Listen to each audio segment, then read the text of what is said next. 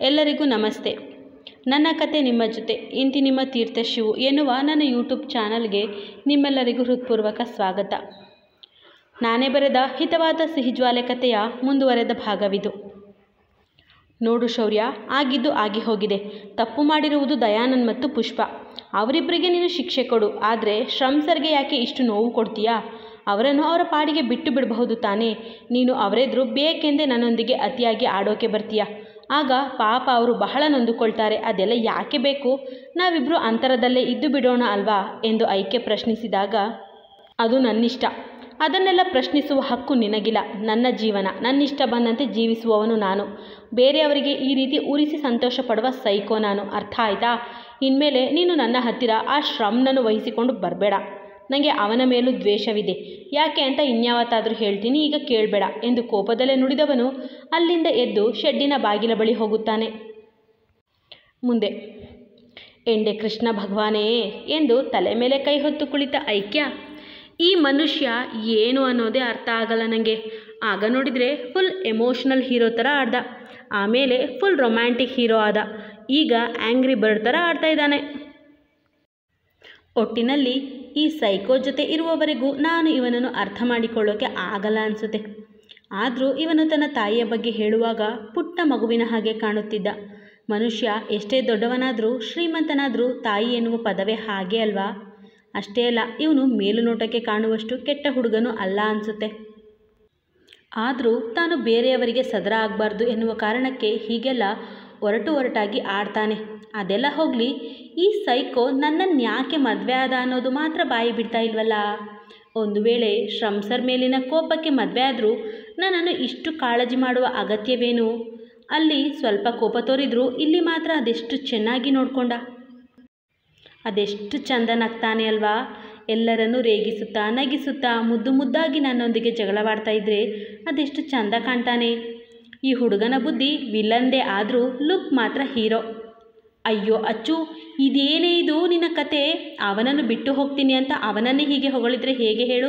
ನೀನೇನಾದರೂ ಅವನಿಗೆ ಮನಸೋಲುತ್ತಿದ್ಯಾ ಹೇಗೆ ಎಂದು ತನಗೆ ತಾನೇ ಬೈದು ತನ್ನ ಮನವನ್ನು ಕಂಟ್ರೋಲ್ ಮಾಡುವ ಐಕ್ಯ, ಹೇ ಕೇಡಿ, ಈ ಕಡೆ ಬಾ, ಅಲ್ಲಿ ನಿಲ್ಬೇಡ, ಮತ್ತೆ ಜ್ವರ ಬಂದಿತ್ತು ಎನ್ನುತ್ತಾ ಅವನ ಬಳಿ ಹೋಗಿ ಅವನ ಕೈ ಹಿಡಿದರೆ ತಕ್ಷಣ ತನ್ನ ಕೈ ಕೊಸರಿಕೊಂಡ ಶೌರ್ಯ ಬೇಕೆಂದೇ ಅಲ್ಲೇ ಕುಳಿತರೆ ಅವನ ಮೊಗಕ್ಕೆ ಎರಚುತ್ತಿದ್ದ ಮಳೆ ಹನಿಗಳನ್ನು ಒರೆಸುವ ಐಕ್ಯ, ನಿಂಗೆ ಹೇಳ್ತಾ ಇದ್ದೀನಿ, ಒಳಗೆ ಬಾಗುರು, ಮತ್ತೆ ಜ್ವರ ಬಂದರೆ ನಾನು ನಿನ್ನ ಸೇವೆ ಮಾಡಬೇಕು ಎಂದು ಕಿಚಾಯಿಸಿದರೂ ಅವನು ಬಾರದೆ ಹೋದಾಗ ನೇರವಾಗಿ ಅವನ ಮಡಿಲ ಮೇಲೆಯೇ ಕುಳಿತು ಕಾಲುಗಳನ್ನು ಮಳೆಹನಿಗೆ ಒಡ್ಡಿ ಕನ್ನಡ ಹಾಡನ್ನು ಸಣ್ಣದಾಗಿ ಗುನುಗಿದರೆ ಅವಳನ್ನೇ ಕೆಕ್ಕರಿಸಿ ನೋಡುತ್ತಾನೆ ಶೌರ್ಯ. ಅವನು ತನ್ನನ್ನು ನೋಡುತ್ತಿದ್ದಾನೆ ಎಂದು ತಿಳಿದರೂ ಅವಳು ಬೇಕೆಂದೇ ಮಳೆಹನಿಗೆ ಕೈಯೊಡ್ಡಿ ಆ ನೀರನ್ನು ಸರಕ್ ಎಂದು ಬಾಯೊಳಗೆ ಎಳೆದುಕೊಳ್ಳುತ್ತಾ, ಪ್ಯೂರ್ ವಾಟರ್ ಗುರು, ಈಗ ಆಲಿಕಲ್ಲು ಬಿದ್ದಿದ್ರೆ ಎಷ್ಟು ಚಂದ ಇರೋದು ಅಲ್ವಾ? ನನ್ನ ಕೇಡಿಗಂಡನನ್ನು ಹೊರಗೆ ಓಡಿಸಿ ಆಲಿಕಲ್ಲು ತಂದುಕೊಡು ಎನ್ನುತ್ತಾ ಮೆಲ್ಲಗೆ ಅವನ ಕಡೆ ನೋಡಲು ಅವನಿನ್ನು ತನ್ನ ಭಂಗಿಯನ್ನು ಬದಲಾಯಿಸಿಲ್ಲ. ಏನ್ ಶೌರ್ಯ, ಕೆಂಗಣ್ಣಿನಿಂದ ಕೆಕ್ಕರಿಸಿ ನನ್ನನ್ನು ಗೆಲ್ಲಲಾರೆ. ಈ ಐಕ್ಯಚಂದ್ರನ ಎನ್ನುವ ಹೆಣ್ಣಿನ ಕೊರಳಿಗೆ ತಾಳಿ ಕಟ್ಟಿದ ಕೂಡಲೇ ನೀನು ಇವಳ ಗಂಡನಾಗಿ ಹೋದೆ ಎನ್ನುವುದನ್ನು ಮರೆಯದಿರು. ಬೇಕೆಂದೇ ಹಠ ಮಾಡಿ ಇವಳನ್ನು ಮದುವೆಯಾಗಿದ್ದಕ್ಕೆ ನೀನೀಗ ಅನುಭವಿಸಲೇಬೇಕು ಎಂದು ಬಬ್ರುವಾಹನ ಸಿನಿಮಾದ ಡೈಲಾಗ್ಗಳನ್ನು ಅಣ್ಣ ಅವರು ಹೇಳಿದಂತೆಯೇ ಹೇಳಿ ಹುಬ್ಬು ಹಾರಿಸಿದ ಐಕ್ಯಳನ್ನು ಕಂಡು ಮನಸಾರೆ ನಕ್ಕ ಶೌರ್ಯ, ಲೇ ಹೆಂಡತಿ, ನೀನು ಒಂಥರ ಡಿಫ್ರೆಂಟ್ ಕಣೆ. ನಿನ್ನ ಕೋಪ ಹೆಚ್ಚು ಹೊತ್ತು ಇರಲ್ಲ ಅಲ್ವಾ? ಅಲ್ಲದೆ ಇಷ್ಟು ಜಾಲಿಯಾಗಿ ಆರಾಮಾಗಿ ಹೇಗೆ ಇರ್ತೀಯ ನೀನು? ಯಾವ ತಲೆಬಿಸಿಯೂ ಇಲ್ವಲ್ಲ ನಿಂಗೆ? ನಿನ್ನನ್ನು ನೋಡಿದರೆ ನಿಜಕ್ಕೂ ಹೊಟ್ಟೆ ಕಿಚ್ಚಾಗುತ್ತೆ ನನಗೆ. ಜೀವನವನ್ನು ಎಷ್ಟು ಚೆನ್ನಾಗಿ ಅನುಭವಿಸುತ್ತೀಯ ಅಲ್ವಾ ಎಂದಾಗ, ನಾನು ಹೀಗೆ ಶೌರ್ಯ, ಜೀವನವನ್ನು ಅನುಭವಿಸುವುದು ಅಥವಾ ಅನುಭವಿಸುತ್ತಿರುವುದು ಅಲ್ಲ, ಬಂದ ಜೀವನವನ್ನು ಬಂದಂತೆ ಸ್ವೀಕರಿಸುವುದು ನನ್ನ ಪಾಲಿಸಿ. ಹಾಗಂತ ನೀನು ಹೇಳಿದಷ್ಟು ಸುಲಭವಾಗಿ ಯಾವುದೇ ತಲೆಬಿಸಿ ಇಲ್ಲದೆ ಆರಾಮಾಗಿಲ್ಲ ನಾನು. ನನಗೂ ನನ್ನದೇ ಆದ ಜವಾಬ್ದಾರಿಗಳು, ತಲೆಬಿಸಿಗಳು ನೂರಾರಿವೆ. ನಿನ್ನನ್ನು ಮದುವೆಯಾದ ಮಾತ್ರಕ್ಕೆ ನನ್ನ ಮನೆಯವರ ಜವಾಬ್ದಾರಿಯನ್ನು ಕಳೆದುಕೊಳ್ಳಲಿಲ್ಲ ಶೌರ್ಯ. ನಾನು ಇಲ್ಲಿಂದ ಹೋದ ಕೂಡಲೇ ಅಚ್ಚನನ್ನು ಡಾಕ್ಟರ್ ಹತ್ರ ಕರ್ಕೊಂಡು ಹೋಗಬೇಕು. ಅಲ್ಲದೆ ಅಮ್ಮನಿಗೆ ಅಸ್ತಮ ಜಾಸ್ತಿಯಾಗಿದೆ ಎನ್ನುತ್ತಿದ್ರು. ಅವರಿಗೂ ಕೂಡ ಡಾಕ್ಟರ್ ಹತ್ರ ತೋರಿಸಬೇಕು. ಐಶು ಅಕ್ಕ ಪ್ರೆಗ್ನೆಂಟ್ ಅಲ್ವಾ, ಹಾಗಾಗಿ ಅವಳನ್ನು ಮನೆಗೆ ಕರೆದುಕೊಂಡು ಬರ್ತೀನಿ ಅಂತಿತ್ತು ನಮ್ಮಮ್ಮ. ಅದರ ಕಡೆಗೂ ಗಮನ ಕೊಡಬೇಕು. ಸಾಲದಕ್ಕೆ ನಾನು ಮಾಡಿಕೊಂಡಿರುವ ಸಾಲಗಳನ್ನು ತೀರಿಸಬೇಕು. ಹೀಗೆ ನನಗೆ ನನ್ನದೇ ಆದ 106 ಕಮಿಟ್ಮೆಂಟ್ಸ್ ಇವೆ.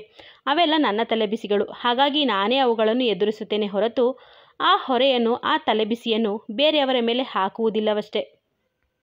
ಅಲ್ಲದೆ ನನಗೆ ಇದೆಲ್ಲವೂ ಬಹಳ ಸಲೀಸಾಗಿ ಹೋಗಿದೆ.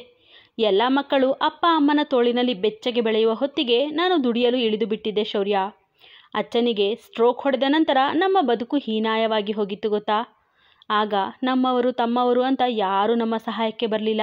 ನಾನು ದುಡಿದರೆ ಮಾತ್ರ ಮನೆ ನಡೆಯುತ್ತಿತ್ತು. ಎಲ್ಲ ಒಂದು ಹಂತಕ್ಕೆ ಬಂದ ನಂತರವೇ ಅಚ್ಚನ ಕುಟುಂಬದವರು ನಮ್ಮನ್ನು ಹುಡುಕಿ ಬಂದಿದ್ದು. ಹಾಗಾಗಿ ನನಗೊಂದು ಕಷ್ಟವೆಂದು ಬಂದರೆ ನಾನು ಯಾರ ಬಾಗಿಲಿಗೂ ಹೋಗುವುದಿಲ್ಲ. ನನ್ನಿಂದ ಸಾಧ್ಯವಾದಷ್ಟು ನಾನೇ ಬಗೆಹರಿಸಲು ನೋಡ್ತೀನಿ. ಹಾಗೂ ನನ್ನ ಕಷ್ಟಗಳನ್ನೆಲ್ಲ ಹಂಚಿಕೊಳ್ಳುವ ಏಕೈಕ ಜೀವ ಅಂದರೆ ಅದು ನನ್ನ ಆತ್ಮೀಯ ಗೆಳೆಯ ಸಂದೇಶ್ ಮಾತ್ರ. ಸ್ವೀಟಿ ಹತ್ತಿರ ಹೇಳದ ಎಷ್ಟೋ ವಿಚಾರಗಳನ್ನು ನಾನು ಅವನ ಹತ್ರ ಹೇಳ್ತೀನಿ. ಒಂದು ರೀತಿಯಲ್ಲಿ ನನಗೆ ಅವನು ಎರಡನೇ ಅಮ್ಮ ಎಂದು ತಪ್ಪಿಲ್ಲ ಎನ್ನುತ್ತಾಳೆ ಐಕ್ಯ.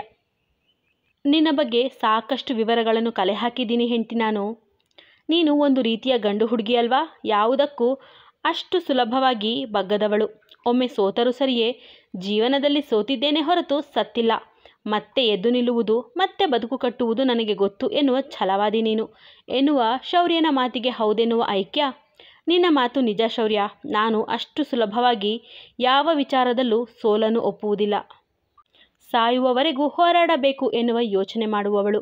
ನನಗಾಗಿ ಅಲ್ಲದೆ ಹೋದರೂ ನನ್ನ ಕುಟುಂಬದ ಸಲುವಾಗಿ ಬದುಕಲೇಬೇಕಲ್ಲ. ಈಗ ಎದ್ದೇಳು, ಎಷ್ಟೊತ್ತು ಈ ರೀತಿ ಮಳೆಯಲ್ಲೇ ಕೂರೋದು, ನಾವಿಬ್ಬರು ಮನೆಗೆ ಯಾವಾಗ ಹೋಗೋದು ಹೇಳು ಎಂದಾಗ ನಿಧಾನವಾಗಿ ಅವಳ ನಡುವಿನ ಸುತ್ತ ಕೈ ಬಳಸಿದ ಶೌರ್ಯ, ಮಳೆ ನಿಂತ ಮೇಲೆ ಹೋದ್ರಾಯ್ತು ಬಿಡು ಹೆಂಡತಿ, ನನಗೇನೋ ಇಲ್ಲೇ ಚೆನ್ನಾಗಿದೆ ಅನಿಸುತ್ತಿದೆ ಎಂದು ತುಂಟತನದಿ ನುಡಿಯಲು, ಅನಿಸುತ್ತೆ ಗುರು, ನಿನಗೆ ಹಾಗೆಲ್ಲ ಅನಿಸಲೇಬೇಕು ಬಿಡು ಎಂದು ಅವನ ಕೈ ಬಿಡಿಸಿಕೊಂಡು ಎದ್ದು ಶೆಡ್ನೊಳಗೆ ಹೋದವಳು, ಈಗ 1 2 3 ಅಂತ ಎಣಿಸುತ್ತೇನೆ. 3 ಮುಗಿಯುವ ಮುನ್ನ ಒಳಗೆ ಬಂದರೆ ಸರಿ, ಇಲ್ಲವಾದರೆ ನಾನೇ ಹೊರಗಡೆ ಹೋಗಿ ನಿಲ್ತೀನಷ್ಟೇ ಎಂದು ಗುಟುರು ಹಾಕಿದ ಕೂಡಲೇ, ಆಯಿತು ಬಿಡ ಹೆಂಡತಿ, ಒಳಗೆ ಬರ್ತೀನಿ ಎಂದು ಒಳಗೆ ಬರುತ್ತಾನೆ ಶೌರ್ಯ. ಬಳಿಕ ಇಬ್ಬರು ಬೆಂಕಿಯನ್ನು ಕಾಯಿಸಿಕೊಂಡು ಕುಳಿತಲ್ಲೇ ನಿದ್ರೆಗೆ ಜಾರುತ್ತಾರೆ. ಮೊದಲು ಎಚ್ಚರವಾಗಿದ್ದು ಅವಳಿಗೆ. ತನ್ನನ್ನು ಹೊರಗೆ ಮಲಗಿದ ಶೌರ್ಯನನ್ನೇ ನೋಡುವ ಐಕ್ಯ, ಇನ್ನೂ ಮಳೆ ಕಮ್ಮಿಯಾಗಿಲ್ವಾ, ಈಗಲೇ ಕತ್ಲೆ ಆಯಿತು, ಬಹುಶಃ ಇವತ್ತು ನಾವಿಬ್ಬರು ಇಲ್ಲಿಯೇ ಉಳಿಯುವಂತಾಗುತ್ತದೆಯೋ ಏನೋ ಎಂದು ಅವನ ಕೂದಲನ್ನು ಸವರಿ ನಿಧಾನವಾಗಿ ಅವನನ್ನು ತನ್ನ ಮಡಿಲ ಮೇಲೆ ಮಲಗಿಸಿಕೊಂಡು ಅವನಿಗೆ ಬೆಡ್ಶೀಟ್ ಹೊದೆಸಿ ಅವನ ತಲೆ ಕೂದಲಿನಲ್ಲಿ ಕೈಯಾಡಿಸುತ್ತಾ ಮತ್ತೆ ನಿದ್ರೆಗೆ ಜಾರಿದರೆ, ಕೆಲ ಹೊತ್ತಿನ ನಂತರ ಸಣ್ಣದಾಗಿ ತುಟಿ ಬಿರಿದು ಅವಳನ್ನೇ ನೋಡುವ ಶೌರ್ಯ, ಅತಿಯಾದ ಒಳ್ಳೆಯತನ ಒಳ್ಳೆಯದಲ್ಲ ಹೆಂಡತಿ, ನೀನು ಇದುವರೆಗೂ ನನ್ನಿಂದ 27 ಬಾರಿ ಸಾರಿ ಕೇಳಿಸಿದ್ದೀಯಾ, ಹಾಗೆ 9 ಬಾರಿ ಪ್ಲೀಸ್ ಹೇಳಿಸಿದ್ದೀಯಾ. ಈ ಶೌರ್ಯ ಯಾರ ಎದುರಿಗೂ ಆ ಪದಗಳನ್ನು ಬಳಸುವುದಿಲ್ಲ ಹೆಂಡತಿ, ಆದರೆ ನಿನ್ನೆದುರು ಮತ್ತೆ ಮತ್ತೆ ಬಳಸುವಂತೆ ಮಾಡಿದೀಯಾ ನೀನು. ಈ ಶೌರ್ಯ ಯಾವತ್ತೂ ಲೆಕ್ಕದಲ್ಲಿ ಪಕ್ಕ ಎನ್ನುತ್ತಲೇ ಅವಳನ್ನೇ ನೋಡುತ್ತಾ ಸಮಯ ತಳ್ಳುತ್ತಾನೆ. ಅರ್ಧ ಗಂಟೆಯ ನಂತರ ಮಳೆ ಕಡಿಮೆಯಾದ ಕೂಡಲೇ ಅವಳನ್ನು ಎಬ್ಬಿಸಿ, ಸ್ವಲ್ಪ ಹೊತ್ತು ಮಳೆಯಲ್ಲಿ ನೆನೆದರೂ ಪರವಾಗಿಲ್ಲ ಹೆಂಡತಿ, ಮನೆ ಸೇರೋಣ ನಡಿ, ಜಾಸ್ತಿ ಹೊತ್ತು ಹೊರಗಡೆ ಇದ್ದರೆ ಅವರೆಲ್ಲರಿಗೂ ಗಾಬರಿಯಾಗಿ ಹುಡುಕಿಕೊಂಡು ಬರ್ತಾರೆ ಎಂದಾಗ ಅವಳಿಗೂ ಒಮ್ಮೆ ಅಲ್ಲಿಂದ ಹೋದರೆ ಸಾಕೆನಿಸಿದ್ದರಿಂದ ಒಪ್ಪಿಕೊಂಡು ಅವನ ಶರ್ಟನ್ನು ಅವನಿಗೆ ಕೊಟ್ಟು ಅವನು ತನಗೆ ಬೆನ್ನು ಹಾಕಿ ನಿಂತ ಬಳಿಕ ತನ್ನ ಸೀರೆಯನ್ನು ಉಡಲು ಆರಂಭಿಸುತ್ತಾಳೆ. ಆಯ್ತಾ ಹೆಂಡತಿ, ಇನ್ನೆಷ್ಟು ಹೊತ್ತು ನೀನು ಸೀರೆ ಉಡೋದು, ಆಗಿನಿಂದ ಸೀರೆ ಉಡ್ತಾ ಇದೆಯಾ ಅಥವಾ ಸೀರೆಯನ್ನು ಪ್ರಿಂಟ್ ಹಾಕ್ತಾ ಇದೆಯಾ, ಬೇಗ ಬೇಗ ಹೆಂಡತಿ ಎಂದು ಶೌರ್ಯ ಅವಸರ ಮಾಡುವಾಗ ಅವನನ್ನು ತನ್ನ ಕಡೆಗೆ ತಿರುಗಿಸಿಕೊಂಡ ಐಕ್ಯ, ಹೇ ಕೇಡಿ ಬಡ್ಡೆದೆ, ಇಲ್ಲಿ ನೋಡು, ನೀನೇನು ಮನುಷ್ಯನಾ ಅಥವಾ ರಾಕ್ಷಸನಾ ಎಂದು ಜೋರು ಮಾಡಿ ತನ್ನ ತುಟಿಯಂಚಿನ ಗಾಯ ಹಾಗೂ ನಡುವಿನ ಮೇಲಿನ ಅವನ ಬೆರಳಚ್ಚು ಜೊತೆಗೆ ಕೊರಳ ಬಳಿಯ ಕೆಂಪಾದ ಕಲೆ ತೋರಿದರೆ, ತನ್ನ ಶರ್ಟ್ ಕಳಚಿ ಅವಳಿಗೆ ಬೆನ್ನು ಹಾಕಿ ನಿಂತವನು, ಇದಕ್ಕೆ ನಿನ್ನನ್ನು ಏನಂತ ಕರಿಬೇಕು, ಇದೆಲ್ಲ ನೀನು ಕೊಟ್ಟಿರೋ ಗಿಫ್ಟ್, ಆದರೂ ನನ್ನ ಹೆಂಡತಿ ಫಸ್ಟ್ ಟೈಮ್ ಕೊಟ್ಟಿದ್ದು ಅಂತ ನಾನು ಸುಮ್ಮನೆ ಇಲ್ವಾ, ಮೊದಲು ನಿನ್ನ ಉಗುರು ಕಟ್ ಮಾಡು ಎಂದು ಕೆಣಕಿದರೆ ನಾಚಿ ತಲೆ ತಗ್ಗಿಸಿದ ಐಕ್ಯ ನಗುವುದು ಕಂಡು ಅವನು ನಗುತ್ತಾನೆ. ಬೇಡ ಕಣೆ ಹೆಂಡತಿ, ಇಷ್ಟೆಲ್ಲ ನಾಚಬೇಡ, ನೀನು ಈ ರೀತಿ ನಾಚಿದರೆ ನಿಂಗೆ ತೊಂದರೆ ನೋಡು. ಆಮೇಲೆ ಈ ಕೇಡಿ ನಿಂಗೆ ಮರಿ ಕೇಡಿಗಳನ್ನು ಗಿಫ್ಟ್ ಕೊಡ್ತಾನೆ ಅಷ್ಟೇ ಎಂದವನ ಸರಸದ ಮಾತಿಗೆ ಹುಬ್ಬು ಬೆಸೆದ ಐಕ್ಯ, ಓಹೋ, ಈ ಕೇಡಿ ಗಂಡನಿಗೆ ಅಷ್ಟೆಲ್ಲ ದೂರದ ಆಸೆ ಇದೆಯಾ, ಅದೆಲ್ಲ ಇಲ್ಲ ಗುರು, ನಿನ್ನ ಸಿನಿಮಾ ಮುಗಿದ ನಂತರ ನಾನ್ಯಾರೋ ನೀನ್ಯಾರೋ ಅಷ್ಟೇ ಎಂದು ಬಿಂಕದಲ್ಲಿ ಹೇಳಿದರೆ, ನೋಡೋಣ ಬಾರೆ ಹೆಂಡತಿ, ಈ ರೀತಿ ಹೇಳುವ ಎಷ್ಟೋ ಜನರನ್ನು ನೋಡಿದ್ದೀನಿ, ಮೊದಲು ನಾನು ಬೇಡ ಅಂದ್ರೂ ಆಮೇಲೆ ನಾನೇ ಬೇಕು ಎಂದು ನನ್ನ ಎದುರು ಕೈ ಮುಗಿದು ಬೇಡಿಕೊಂಡವರ ಸಂಖ್ಯೆಗೆ ಲೆಕ್ಕವೇ ಇಲ್ಲವೇನೋ ಎಂದು ಶೌರ್ಯ ವ್ಯಂಗ್ಯವಾಗಿ ನಕ್ಕಾಗ, ಓಹೋ, ಅಂದರೆ ನಿನ್ನ ಹಿಂದೆ ಬರುತ್ತಿದ್ದ ಹುಡುಗಿಯರ ದೊಡ್ಡ ಲಿಸ್ಟೇ ಇದೆ ಅಂತ ಹೇಳು, ಆದರೆ ನಾನು ಆ ರೀತಿಯ ಹೆಣ್ಣಲ್ಲ ಕೇಳಿ, ಫಿಲ್ಮ್ ಮುಗಿದ ಕೂಡಲೇ ನೀನ್ಯಾರೋ ನಾನ್ಯಾರೋ, ನಿನ್ನ ದಾರಿ ನಿಂಗೆ ನನ್ನ ದಾರಿ ನನಗೆ ಎನ್ನುವ ಐಕ್ಯ ಅವನ ಮಾತನ್ನು ಲಘುವಾಗಿ ಪರಿಗಣಿಸಿದಳು. ಆದರೆ ಅವಳಿಗೂ ಗೊತ್ತಿಲ್ಲ, ಶೌರ್ಯ ಆಡುವ ಪ್ರತಿಯೊಂದು ಮಾತಿಗೂ ಅದರದ್ದೇ ಆದ ಅರ್ಥವಿರುತ್ತದೆ. ಅವನು ಮಾತನಾಡುವ ಮುನ್ನ ಯೋಚಿಸಿಯೇ ಮಾತನಾಡುತ್ತಾನೆ ಎನ್ನುವ ಸತ್ಯ. ಒಂದೊಮ್ಮೆ ಅವಳು ಅವನ ಮಾತಿನ ಒಳ ಅರ್ಥ ತಿಳಿಯುವ ಹೊತ್ತಿಗೆ ಸಮಯ, ಸಂದರ್ಭ ಮತ್ತು ಪರಿಸ್ಥಿತಿ ಎಲ್ಲವೂ ಅವಳ ಕೈಮೀರಿ ಹೋಗಬಹುದಲ್ಲವೇ? ಇದು ಭವಿಷ್ಯದ ಮುನ್ಸೂಚನೆ. ಅಂತೂ ಇಂತೂ ರಾತ್ರಿಯ ಹೊತ್ತಿಗೆ ಮನೆ ಸೇರುತ್ತಾರೆ ಶೌರ್ಯ ಮತ್ತು ಐಕ್ಯ. ಮನೆ ಮಂದಿ ಅವರಿಬ್ಬರ ಕಾಳಜಿ ಮಾಡುತ್ತಾ, ಇನ್ನೂ ಸ್ವಲ್ಪ ಹೊತ್ತಲ್ಲಿ ನೀವು ಮನೆಗೆ ಬಾರದೆ ಇದ್ದಿದ್ರೆ ನಾವೆಲ್ಲ ನಿಮ್ಮನ್ನು ಹುಡುಕಿ ಅಲ್ಲಿಗೆ ಬರ್ತಾ ಇದ್ವಿ ಎಂದಾಗ, ಅಷ್ಟೆಲ್ಲ ಯಾಕೆ ಹೆದರ್ತೀರಾ, ನಿಮ್ಮ ಆದಿ ಜೊತೆಯಲ್ಲಿರುವಾಗ ಯಾವ ಸಮಸ್ಯೆಯೂ ಆಗುವುದಿಲ್ಲ ಎಂದು ದೃಢವಾಗಿ ಹೇಳಿದ ಐಕ್ಯ ಬಟ್ಟೆ ಬದಲಾಯಿಸಲು ಹೋಗುತ್ತಾಳೆ. ಅವಳು ಬಟ್ಟೆ ಬದಲಾಯಿಸಿ ಬರುವ ಹೊತ್ತಿಗೆ ಮನೆ ಮಂದಿಯ ಕಣ್ಣಲ್ಲೆಲ್ಲ ನೀರಿತ್ತು. ಅವರೆಲ್ಲ ಯಾಕೆ ಬೇಸರದಲ್ಲಿದ್ದಾರೆ ಎನ್ನುವಂತೆ ತನ್ನ ಗಂಡನ ಮುಖ ನೋಡಿದಾಗ, ನಾಳೆ ನಾವಿಬ್ಬರು ಊರಿಗೆ ಹೋಗ್ತೀವಿ ಅಂತ ಹೇಳಿದೆ ಹೆಂಡತಿ, ಅದಕ್ಕೆ ಇವರೆಲ್ಲ ಇಷ್ಟು ಬೇಸರದಲ್ಲಿದ್ದಾರೆ. ಇನ್ನು 7 ತಿಂಗಳ ನಂತರ ಊರಲ್ಲಿ ಜಾತ್ರೆ ಇದೆ, ಆಗ ಮತ್ತೆ ಬರ್ತೀವಿ ಅಂದರೂ ಕೇಳದೆ ಇನ್ನು 1 ವಾರವಾದರೂ ಇಲ್ಲೇ ಇರಿ ಎನ್ನುತ್ತಿದ್ದಾರೆ. ಆದರೆ ಅಲ್ಲಿನ ಕೆಲಸಗಳ ಕತೆ ಏನು ನೀನೇ ಹೇಳು? ಸಾಲದಕ್ಕೆ ಸಿನಿಮಾ ಶೂಟಿಂಗ್ ಬೇರೆ ಕಂಪ್ಲೀಟ್ ಆಗೋದು ಬೇಡ್ವಾ? ಶೌರ್ಯ ಆದಿತ್ಯರಾಜ್ ಈ ರೀತಿ ಒಂದು ಸಿನಿಮಾವನ್ನು ಆರಂಭಿಸಿ ಅರ್ಧಕ್ಕೆ ನಿಲ್ಲಿಸಿಬಿಟ್ಟ ಎಂದು ಜನರೆಲ್ಲ ಮಾತನಾಡಿ ನಗ್ತಾರೆ. ಅದಕ್ಕೋಸ್ಕರವಾದರೂ ಹೋಗಬೇಕು ಅಂದರೆ ಇವರೆಲ್ಲ ಈ ರೀತಿ ಸಪ್ಪೆ ಮುಖ ಮಾಡಿಕೊಂಡಿದ್ದಾರೆ. ನೀನಾದರೂ ಸ್ವಲ್ಪ ಹೇಳು ಎಂದು ಗಂಭೀರವಾಗಿ ನುಡಿಯುತ್ತಾನೆ ಶೌರ್ಯ. ಸರಿ, ನೀವು ಹೋಗಿ ಬಟ್ಟೆ ಬದಲಾಯಿಸಿ ಬನ್ನಿ, ನಾನು ಮಾತಾಡ್ತೀನಿ ಎನ್ನುವ ಐಕ್ಯ ಅವನನ್ನು ಕಳುಹಿಸಿದ ನಂತರ ಮನೆಯವರ ಕಡೆ ತಿರುಗಿ, ಅವರು ಹೇಳ್ತಾ ಇರೋದು ಸತ್ಯವೇ. ಬೆಟ್ಟದಷ್ಟು ಕೆಲಸ ಕಾರ್ಯಗಳಿದ್ರೂ ಎಲ್ಲವನ್ನು ಬಿಟ್ಟು ನಿಮ್ಮೆಲ್ಲರಿಗೋಸ್ಕರ ಅವರು 3-4 ದಿನದಿಂದ ಇಲ್ಲಿಯೇ ಇದ್ದಾರೆ. ಹಾಗೆ ಸಿನಿಮಾ ವಿಚಾರ ಕೂಡ ಸತ್ಯವೇ. ಇವರೇ ಸಿನಿಮಾದ ಪ್ರೊಡ್ಯೂಸರ್ ಇರುವುದರಿಂದ ಪ್ರತಿಯೊಂದು ಇವರ ಕೈಯಲ್ಲೇ ಇರುತ್ತೆ. ಹಾಗಾಗಿ ತನ್ನಿಂದ ಬೇರೆಯವರಿಗೆ ತೊಂದರೆ ಆಗಬಾರ್ದು ಎಂದು ಈ ರೀತಿ ಹೇಳ್ತಾ ಇದ್ದಾರೆ ಅಷ್ಟೇ. ನೀವೆಲ್ಲ ಈ ರೀತಿ ಬೇಸರ ಮಾಡಿಕೊಂಡು ಕಣ್ಣೀರು ಹಾಕಿದರೆ ಅವರಿಗೂ ಬೇಸರವಾಗುತ್ತೆ. ಬದಲಾಗಿ ನಮ್ಮನ್ನು ನಗು ನಗುತ್ತಾ ಕಳುಹಿಸಿಕೊಡಿ. ಅವರೇ ಹೇಳಿದಂತೆ ಇನ್ನು 7 ತಿಂಗಳ ನಂತರ ನಾವಿಬ್ಬರು ಮತ್ತೆ ಇಲ್ಲಿಗೆ ಬರ್ತೀವಿ, ಆಗ 1 ವಾರವಾದರೂ ಇಲ್ಲಿರ್ತೀವಿ ಎನ್ನುವ ಮೂಲಕ ಅವರೆಲ್ಲರನ್ನು ಒಪ್ಪಿಸುತ್ತಾಳೆ ಐಕ್ಯ. ಅಂದು ರಾತ್ರಿ ಮಾತು ಮತ್ತು ಹರಟೆಯ ನಡುವೆಯೇ ಊಟ ಮುಗಿಸಿದರೂ ಮಾರನೆಯ ದಿನ ಅವರಿಬ್ಬರು ಹೋಗುತ್ತಾರೆ ಎನ್ನುವ ಬೇಸರ ಮನೆ ಮಂದಿಯ ಮುಖದಲ್ಲಿ ಕಾಣುತ್ತಿತ್ತು. ಮಾರನೆಯ ದಿನ ಬೆಳಗ್ಗೆಯೇ ತೋಟದ ಒಂದಷ್ಟು ಹಣ್ಣುಗಳು, ತರಕಾರಿ, ದವಸ ಧಾನ್ಯ ಎಲ್ಲವನ್ನು ಶೌರ್ಯನ ಕಾರಿಗೆ ತುಂಬುತ್ತಾರೆ ಅವನ ಮಾವಂದಿರು. ಆಗ ಶೌರ್ಯ, ಇದೆಲ್ಲ ಬೇಡ, ನನಗೆ ಯಾವ ಕೊರತೆಯೂ ಇಲ್ಲ ಎಂದು ಗೊತ್ತಿದ್ರೂ ಇದೆಲ್ಲ ಯಾಕೆ ಕೊಡ್ತೀರಾ ಎಂದು ಅವರನ್ನು ತಡೆಯಲು ನೋಡಿದರೆ, ಇದೆಲ್ಲವೂ ನಮ್ಮ ಮನೆಯ ಮಹಾಲಕ್ಷ್ಮಿಯ ಪಾಲಿನದ್ದು. ಅವಳಿಲ್ಲವಲ್ಲ, ಹಾಗಾಗಿ ಅವಳ ಮಗ ಮತ್ತು ಸೊಸೆಗೆ ತಲುಪಿಸಬೇಕಾದ್ದು ನಮ್ಮ ಜವಾಬ್ದಾರಿ ಎನ್ನುವ ಅವನ ತಾತನ ಮನೆಯವರು ಗಂಡ ಹೆಂಡತಿ ಇಬ್ಬರನ್ನು ಒಟ್ಟಿಗೆ ಕೂರಿಸಿ ಮಡಿಲಕ್ಕಿ ತುಂಬುತ್ತಾರೆ. ಐಕ್ಯ ಮನೆಯ ಹಿರಿಯರೆಲ್ಲರ ಆಶೀರ್ವಾದ ಪಡೆದ ನಂತರ ಅವಳನ್ನು ಪಕ್ಕಕ್ಕೆ ಕರೆದು ಅವಳ ಕೈಗೆ ದುಡ್ಡಿನ ಕಟ್ಟು ಕೊಡುವ ಶೌರ್ಯ, ಇದು ನನ್ನ ಅತ್ತೆಯಂದಿರಿಗೆ ಕೊಟ್ಟು ಬಿಡು ಹೆಂಡತಿ. ನಾನು ಕೊಟ್ಟೆ ಅನ್ನೋದು ಬೇಡ, ಅದರಲ್ಲಿ ಎಷ್ಟು ಹಣವಿದೆ ಅಂತ ನಾನು ಸಹ ಲೆಕ್ಕ ಹಾಕಿಲ್ಲ. ನೀನೇ 4 ಜನ ಅತ್ತೆಯಂದಿರಿಗೆ ಸಮನಾಗಿ ಹಂಚಿ ಬಟ್ಟೆ ಅಥವಾ ಒಡವೆ ಏನಾದರೂ ತೆಗೆದುಕೊಂಡು ಬಿಡಿ ಅಂತ ಹೇಳು.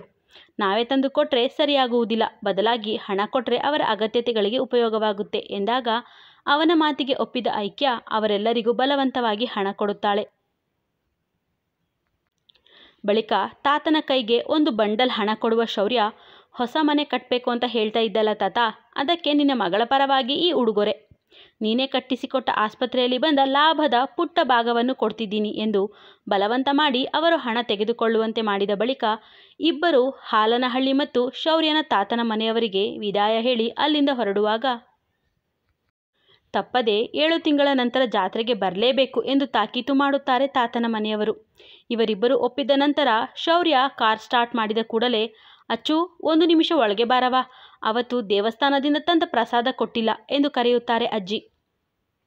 ಯಾವ ಪ್ರಸಾದ ಎಂದು ಅನುಮಾನದಲ್ಲಿಯೇ ಐಕ್ಯ ಅವರ ಜೊತೆ ಹೋದಾಗ ತಾತ ಮತ್ತು ಅಜ್ಜಿ ಇಬ್ಬರೂ ಅವಳ ಕೈ ಹಿಡಿದು, ನೋಡವ ಅಚ್ಚು, ನಮ್ಮ ಮೊಮ್ಮಗ ಬೇರೆಯವರ ಕಣ್ಣಿಗೆ ಕಾಣುವಷ್ಟು ಕೆಟ್ಟವನಲ್ಲ, ಅವನು ಬಹಳ ಒಳ್ಳೆಯವನು, ಜೀವನದಲ್ಲಿ ತುಂಬ ನೊಂದ ಹುಡುಗ ಅವನು, ಅದಕ್ಕೆ ಹಾಗೆಲ್ಲ ಆಡ್ತಾನೆ. ನೀನೇ ವಸಿ ಅನುಸರಿಸ್ಕೊಂಡು ಹೋಗವಾ, ಆ ರಾಕ್ಷಸರಿಂದ ನನ್ನ ಮೊಮ್ಮಗನನ್ನು ನೀನೇ ಕಾಪಾಡಬೇಕು ಎಂದು ಕಣ್ಣು ತುಂಬಿಕೊಂಡಾಗ, ನೀವೇನು ಹೆದರಬೇಡಿ, ನಿಮ್ಮ ಮೊಮ್ಮಗ ನೀವು ತಿಳಿದುಕೊಂಡಷ್ಟು ವೀಕಲ್ಲ, ಅವರು ಬಹಳ ಸ್ಟ್ರಾಂಗ್ ಇದ್ದಾರೆ, ಅವರಿಗೆ ಯಾವ ಅಪಾಯವೂ ಆಗುವುದಿಲ್ಲ. ನೀವು ಹೇಳಿದಂತೆಯೇ ನಾನು ಅವರೊಂದಿಗೆ ಇರ್ತೀನಿ, ಅವರನ್ನು ಚೆನ್ನಾಗಿ ನೋಡಿಕೊಳ್ತೀನಿ ಎಂದು ಮಾತು ಕೊಟ್ಟು ಶೌರ್ಯನೊಂದಿಗೆ ಬೆಂಗಳೂರಿನ ಕಡೆ ಹೊರಡುತ್ತಾಳೆ ಐಕ್ಯ. ಕಥೆ ಮುಂದುವರಿಯುವುದು. ಎಂದಿನಂತೆ ನಿಮ್ಮ ಪ್ರೋತ್ಸಾಹದ ನಿರೀಕ್ಷೆಯಲ್ಲಿ. ಕತೆ ಮತ್ತು ಸಂಚಿಕೆ ಇಷ್ಟವಾಗ್ತಾ ಇದ್ದರೆ ಲೈಕ್ ಮಾಡಿ, ಕಮೆಂಟ್ ಮಾಡಿ, ಶೇರ್ ಮಾಡೋದನ್ನು ಮರಿಬೇಡಿ. ಯಾರ್ಯಾರು ಸಬ್ಸ್ಕ್ರೈಬ್ ಆಗದೆ ಕತೆ ಕೇಳ್ತಾ ಇದ್ದೀರಾ ಅವರೆಲ್ಲ ಸಬ್ಸ್ಕ್ರೈಬ್ ಆಗಿ ಕತೆ ಕೇಳಿ.